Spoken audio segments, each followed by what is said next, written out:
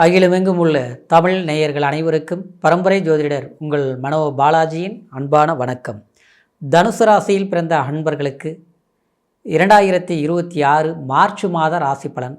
இந்த மாதத்தில் பார்த்துட்டோம்னா சுக்கிர பகவான் உங்களுடைய ராசிக்கு 4ஆம் இடத்தில் சனியோடு இணைந்து உச்சபலம் பெறக்கூடிய மாதம். அப்போது சுக்கிரன் சுபகிரகம். இந்த சுபகிரகம் அதாவது கேந்திர ஸ்தானத்தில் இருக்கிறாருங்க. உங்களுடைய ராசிநாதன் பார்த்துட்டோம்னா குரு பகவான், அதாவது கேந்திரத்தில் 7ஆம் பாவகத்தில் இருக்கக்கூடிய ஒரு மாதம்.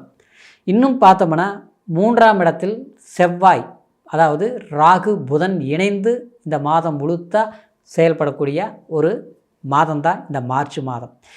அதே சமயத்தில் பாக்கியஸ்தானத்தில் கேது இந்த நிலையில் இருக்கும்போது இந்த மாதத்தில் உங்களுடைய ராசிக்கு எப்பேற்பட்ட ஒரு பலன்கள் நடக்கப் போகுது அப்படிங்கிறது பற்றி தாங்க இந்த பதிவில் இப்போ நம்ம பார்க்க போகிறோமுங்க.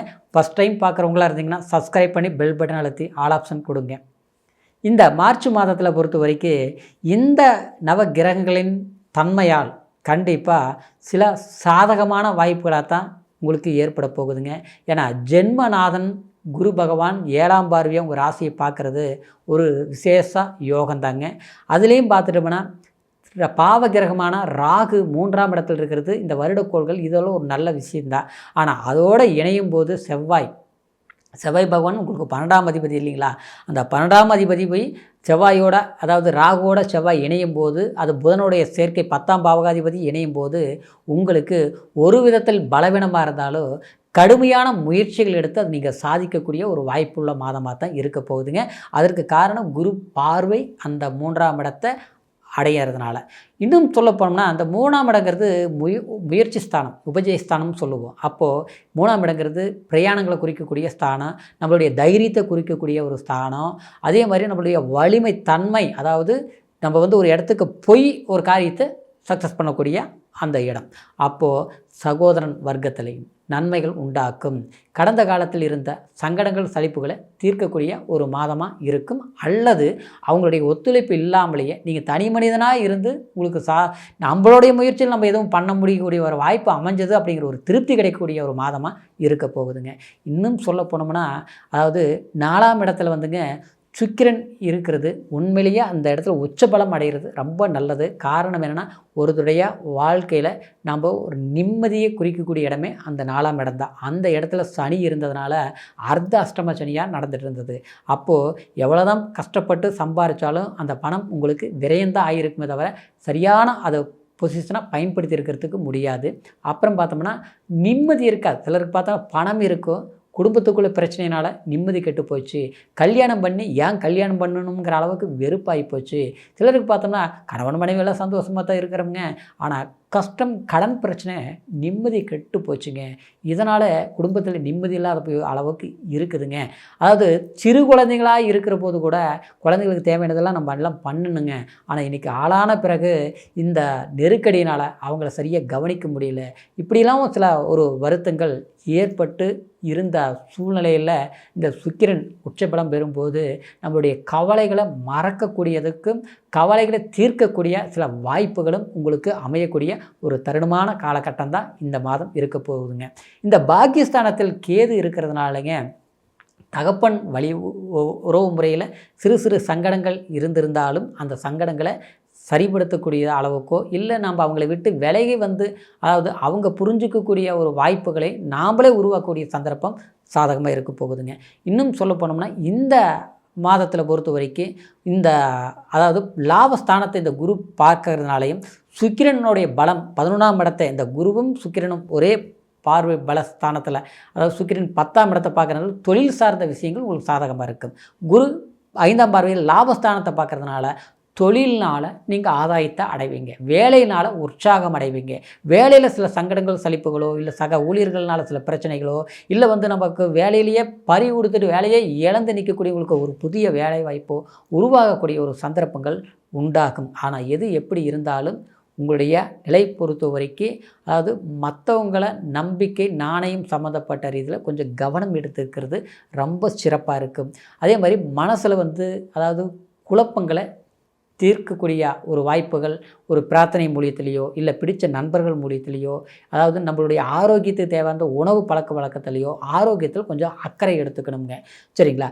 இன்னொன்று பார்த்தோம்னா, இந்த சனி 4ஆம் இடத்துல இந்த சுக்கிரனோட இணைவு ஒரு விதத்தில் சாதகமாக இருந்தாலும் அது அர்த்த அஷ்டம சனியே இருக்கிறதுனால இந்த மார்ச் மாதத்தை பொறுத்த வரைக்கும், அதாவது பணம் கொடுக்கல் வாங்கல கொஞ்சம் கவனத்துடன் செயல்படுறது தான் சிறப்பாக இருக்கும்.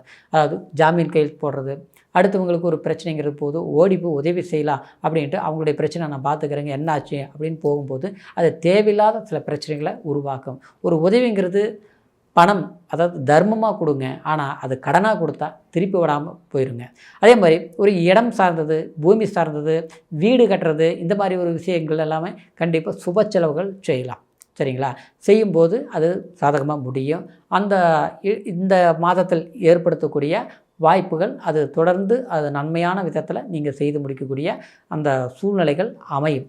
அப்புறம் பார்த்தோம்னா, இந்த குரு சார்ந்த விஷயத்தில் 7ஆம் இடத்துல குரு இருக்கிறதுனால திருமணம் ஆனவங்களுக்கு, அதாவது குழந்தை பாக்கியம் இல்லாமல் இருக்குது பார்த்தீங்களா, 3 வருஷமாச்சு 5 வருஷமாச்சு குழந்தை பாக்கியம் இல்லாமல் இருக்குது, புத்திர பாக்கியம் லேட் ஆகிட்டு இருக்குது, எத்தனையோ மருத்துவ பண்ணோம் ஹாஸ்பிட்டல் பார்த்தாலும் சரி வர மாட்டேங்குது. அப்படிங்கிற போது அதாவது இந்த மாதத்தில் சரிங்களா, அதாவது ஆன்மீக வழிபாடுகள் பண்ணுங்கள். சரிங்களா? குலதெய்வ வழிபாடு பண்ணுங்கள், பிரார்த்தனைகள் பண்ணுங்கள்.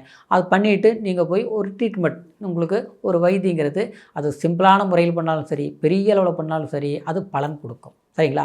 குழந்தை பாக்கியம் கொடுக்கும். கடவுள் புண்ணியத்தில் எல்லாம் இருக்குது. இந்த ஒரு குறையினால் எங்கே விசேஷத்துக்கு போக முடியல, அங்கே போக முடியல, எங்கே போனாலும் பதில் சொல்ல முடியல அப்படிங்கிற சூழ்நிலைகள் மாறி கண்டிப்பாக நமக்கு ஒரு வாரிசு பிறந்தது அப்படிங்கிற ஒரு சந்தோஷங்கிறது உங்களுடைய குடும்பத்தில் ஏற்படுத்தும். திருமணம் ஆகாத ஒரு வாழ்க்கை அப்படின்னா, அதாவது பொண்ணு அமைஞ்சா மாப்பிள்ளைக்கு ஜாதகம் பிடிக்கல, மாப்பிள்ளை அமைஞ்சா பொண்ணுடைய பொருத்தம் சரியாக அமையலை, இப்படியே லேட் ஆகிட்டே இருக்குதுங்க. எத்தனை தான் பொருத்தங்கள் பார்த்து என்ன தான் பண்ணாலும் அப்படியே நெருங்கி வருது, விட்டு போயிடுது.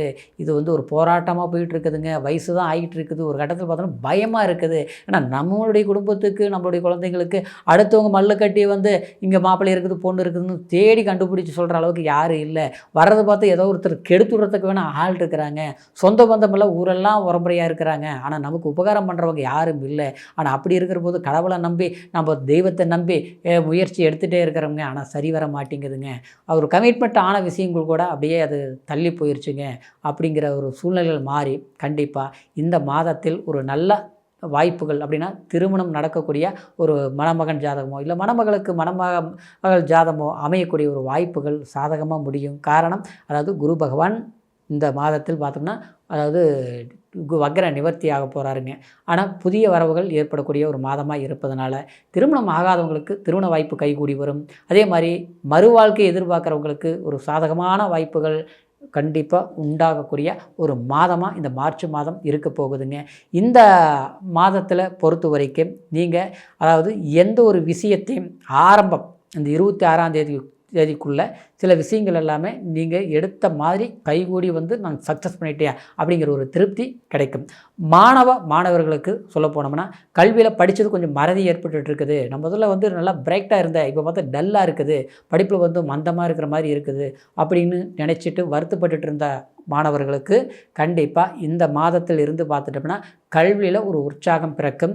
ஏன்னா உங்களுக்கு அந்த குரு வக்ர நிவர்த்தி ஆகிறது மட்டும் இல்லாமல் இந்த மாதத்தில் ஒரு எக்ஸாம் எழுதினாலும், நம்ம எக்ஸாமுக்கு படித்தாலும் உங்களுக்கு ஒரு தைரியத்தை கொடுக்கும். ஏன்னா செவ்வாய்ங்கிறது தைரியக்காரகன், 5ஆம் அதிபதி இல்லையா?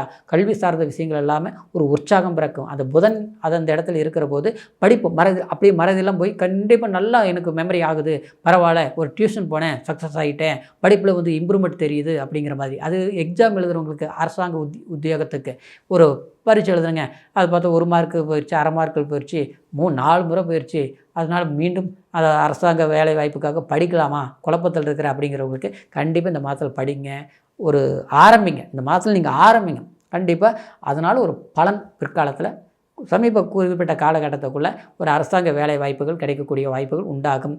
அதே சமயத்தில் இந்த சுக்கிரன் இருந்து கரெக்டாக 10ஆம் இடத்த 7ஆம் பார்வையை பார்க்கறதுனால நிச்சயமாக இந்த பேங்க் எக்ஸாம் எழுதுகிறவங்களுக்கு, பேங்கில் வேலை இருக்கிறவங்களுக்கு கன்ஃபார்ம் ஆகக்கூடிய விஷயம், அரசாங்க வேலையில் ப்ரைவேட்டில் இருக்கக்கூடியவங்களுக்கு, அதாவது அரசாங்க வேலை தேடல், அதே மாதிரி கலைத்துறையில் சாதிக்கக்கூடியவங்களுக்கு சில வாய்ப்புகள் இதெல்லாமே சாதகமாக அமையக்கூடிய சந்தர்ப்பங்கள். அதாவது வயதானவர்களுக்கு பார்த்தோம்னா ஆரோக்கிய குறைபாடுகள் இருந்தவங்களுக்கு கண்டிப்பாக இந்த நரம்பு பிரச்சனை, எலும்பு பிரச்சனை இது மாதிரி இருந்திருக்கும். அது எல்லாமே ஒரு அளவுக்கு நிவர்த்தி ஆகக்கூடிய ஒரு மாதமாக இந்த மாதம் அமையப் போகுதுங்க.